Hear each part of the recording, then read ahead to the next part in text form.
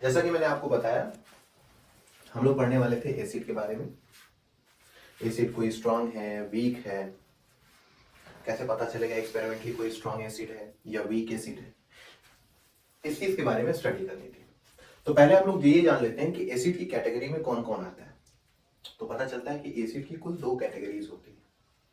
एक कैटेगरीज को बोलते हैं मिनरल एसिड, एक कैटेगरीज को बोलते हैं ऑर्गेनिक एसिड। मिनरल एसिड वो होती है जो मिनरल से बनती है, स्टोन से, है ना, मिनरल से, अर्थ के अंदर पाए जाने वाले मिनरल से, रॉ मटेरियल से। Minerals form by minerals.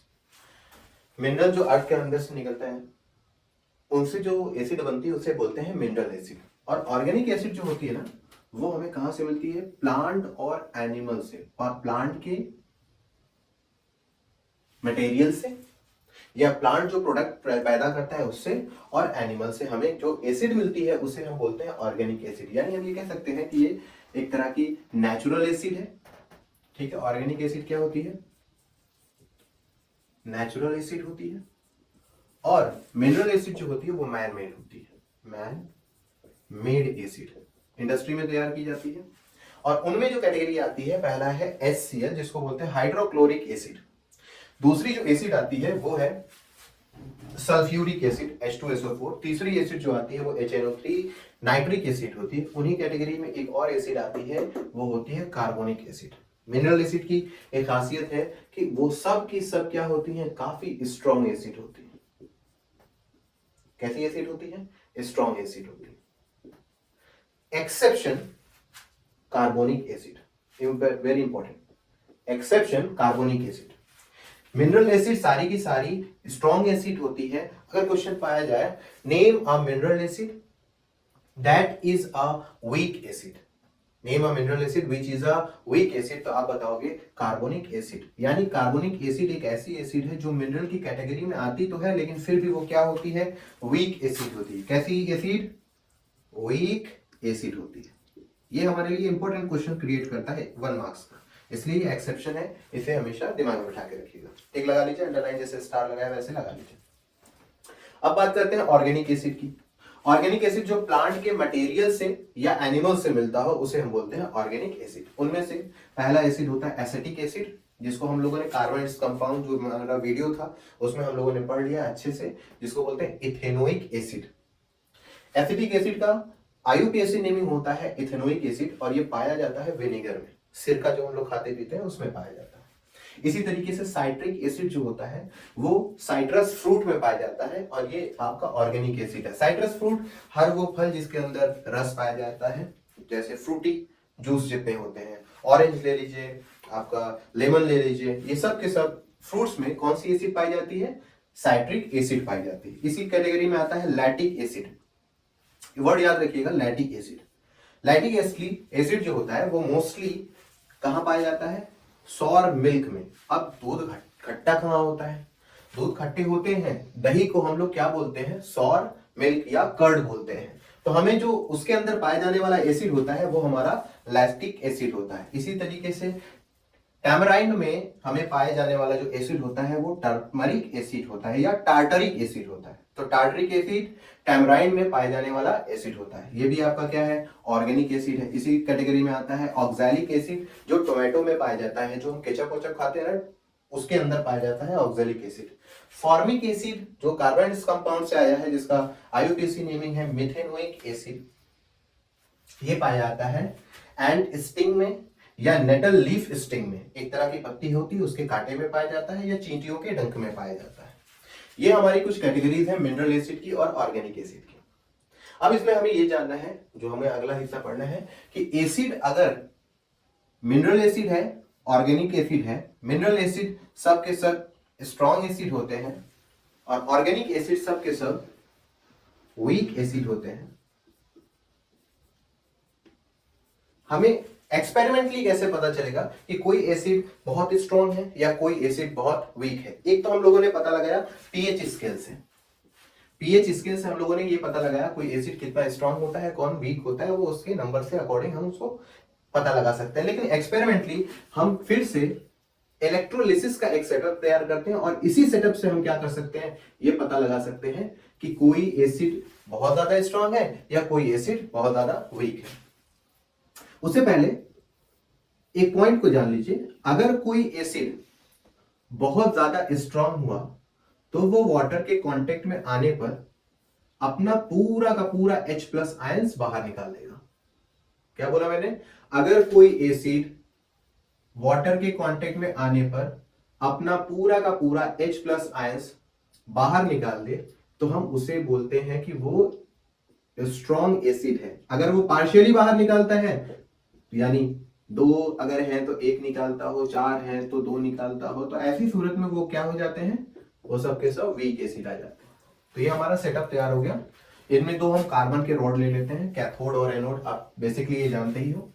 तो हम क्या करते हैं, पहले इसके अंदर एक एसिड डालते हैं और वो एसिड हम डालते हैं HCl। जैसे हम HCl डालते हैं, HCl वाटर के कांटेक्ट में आने पर अपने अंदर से H+ और Cl नेगेटिव बाहर निकालता है। पॉजिटिव और नेगेटिव वाटर के फ्लो में पॉजिटिव पॉजिटिव इस तरीके से ट्रैवल करते हुए नेगेटिव की तरफ जाते हैं और नेगेटिव का जितना हिस्सा नेगेटिव वाला है वो सब ट्रैवल करके पॉजिटिव की तरफ आता है। इस फ्लो ऑफ चार्ज की वजह से इलेक्ट्रिसिटी क्या करने लगती है, फ्लो होने लगती है। जब इलेक्ट्रिसिटी फ्लो होने लगती है तब यहां पर रखा हुआ बल्ब तेजी से ग्लो करता है। इसके तेजी से ग्लो होने का मतलब है कि इस सॉल्यूशन के अंदर H+ का अमाउंट काफी ज्यादा है, यानी हाइड्रोक्लोरिक एसिड अपने अंदर के पाए जाने वाले जितने भी H+ चार्ज थे वो सबके सब बाहर निकाल दिए। लेकिन इसके अंदर अगर हम HCl के बजाय एक और एसिड ले लें, वीक एसिड CH3COOH, बताइए इसका नाम क्या है, कार्बोनेट्स कंपाउंड में हम लोगों ने पढ़ा है इसका नाम इथेनोइक एसिड। अगर हम इसके अंदर ले लें तब क्या होता है, ये अंदर जाने के बाद सॉल्यूशन के अंदर अपना H+ बाहर निकालता है जो कि ये वाला हिस्सा है, और CH3COO नेगेटिव के फॉर्म में वाटर में टहलते रहते हैं ये वाले हिस्से, यानी H के ऊपर पॉजिटिव चार्ज, ये हिस्सा नेगेटिव चार्ज हो जाता है और ये वाटर में तैरते रहते हैं। जैसा ऐसा होता है बल्ब फिर से ग्लो होता है, लेकिन इस बार बल्ब थोड़ा कम ग्लो करता है, यानी इसकी ग्लोनेस के ऊपर थोड़ी सी कमी आ जाती है। तो हम ये समझ में आते हैं कि कुछ तो है वाटर के अंदर जो पूरी सप्लाई करने में मदद नहीं कर रहा है, यानी सफिशिएंट अमाउंट ऑफ आयंस इसके अंदर नहीं पाए जा रहे हैं जिनकी वजह से चार्ज पूरी तरह से, इलेक्ट्रिसिटी पूरी तरह से फ्लो कर सके। मतलब CH3 को अगर मैं वाटर के कांटेक्ट में रिएक्शन लिखूं CH3COOH और इसे वाटर के कांटेक्ट में लाऊं तो ऐसी सूरत में CH3COO negative plus H positive बाहर निकला। मतलब CH3COOH इथेनोइक एसिड के पास टोटल हाइड्रोजन 4 थे। उसने क्या किए, अपने अंदर से एक हाइड्रोजन को बाहर निकाल दिया और अपने पास 3 हाइड्रोजन रख लिए। 3 हाइड्रोजन अभी भी पूरी तरह से टूटे नहीं है और वो इस कंपोनेंट में पाए जाते हैं। इसका मतलब है CH3COOH वाटर के कांटेक्ट में जाने के बाद अपना पूरा का पूरा H+ आयंस बाहर नहीं निकाल रहा है। ये बताता है कि सॉल्यूशन में जो भी एसिड गई है वो अपना H+ आयंस नहीं निकाल रही है पूरी तरह से, जिसकी वजह से बल्ब पूरी तरह से ग्लो नहीं करता। तब हमें समझ में आता है ये भाई कोई और नहीं, ये आपका वीक एसिड है। इसी तरीके से अगर कोई बेस मान लेते हैं इसके अंदर डाला जाए, बेस की टॉपिक अभी हम लोग पढ़ेंगे, थोड़ा सा ऊपरी ऊपरी देख लेते हैं कि अगर हम लोग NaOH ले लें और इसी सीक्वेंस में हम लोग ले लें CaOH होल ट्वाइस, तो अगर हम CH3COOH के बजाय NaOH जो कि आपका क्या है, बेस है, उसको डालें तो वो फट से क्या करेगा, Na पॉजिटिव और OH नेगेटिव के फॉर्म में फटाफट टूट जाएंगे। इस बार भी हमें देखने को मिलेगा कि बल्ब बहुत तेजी से क्या कर रहा है, ग्लो कर रहा है, मतलब NaOH अपने हिस्से में टूट रहे हैं और सॉल्यूशन में वो प्रोवाइड कर रहे हैं जो सॉल्यूशन की जरूरत है। और वो जरूरत क्या है? प्लस और माइनस के चार्ज अमाउंट में कितने होने चाहिए? ज्यादा से ज्यादा, ताकि ज्यादा से ज्यादा चार्जेस को फ्लो कराया जा सके। यानी NaOH अपने आप में पूरी तरह से डिसोसिएट होते हैं, फर्निश कराता है OH नेगेटिव आयन और उसमें से निकाल देता है Na पॉजिटिव।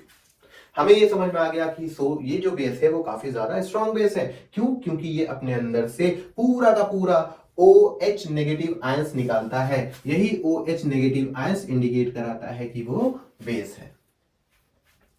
उनकी जगह पे अगर हम ये सॉल्यूशन हटा के CaOH डाल दें, तब ऐसी सूरत में हम देखते हैं कि हमारे सॉल्यूशन के अंदर Ca पॉजिटिव और OH नेगेटिव आयंस टूट जाते हैं। लेकिन यहां पर हम देखते हैं कि हमारा बल्ब जो है बहुत ज्यादा तेजी से ग्लो नहीं कर रहा है। इसका ग्लो फिर से क्या हो गया? कम हो गया। मतलब जितने चार्जेस उसको चाहिए होते थे सॉल्यूशन को इलेक्ट्रिसिटी के सप्लाई करने के लिए, CaOH कैल्शियम हाइड्रोक्साइड ने उतना चार्जेस प्रोवाइड नहीं किया। इसका मतलब उसने अपने अंदर से 2 OH से एक ही OH बाहर निकाला, बाकी एक अपने पास रख लिया। इससे यह साबित हुआ कि ये क्या है? ये एक वीक बेस है। तो वीक बेस कौन होता है? जो अपने अंदर से पूरा का पूरा OH नेगेटिव चार्ज बाहर ना निकाले। स्ट्रॉन्ग बेस वो होता है जो अपने अंदर से OH के पूरे चार्ज को बाहर निकाल ले। तो हम एसिड और बेस की स्ट्रेंथ को इलेक्ट्रोलिसिस प्रोसेस से भी जान सकते हैं। ठीक है, नोट कर लीजिए इसको फटाफट।